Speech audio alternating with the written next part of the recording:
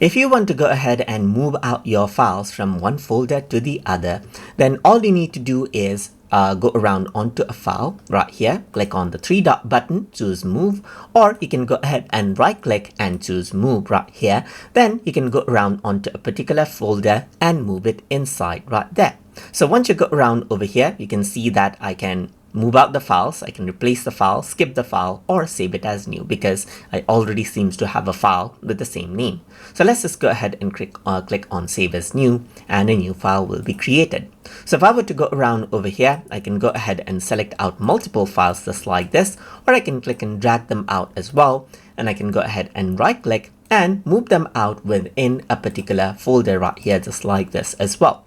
Go ahead and move it in, and what happens is that will be moved out just like that. So that is how you can go ahead and move out your files, and same goes for the folder as well. You get the move option for the folder as well. So I can go around over here onto folder, move it inside, and the Apple folder now gets moved inside of another folder just like that. So that is how you can go ahead and move out files within Terabox. So I hope you guys learned something as always.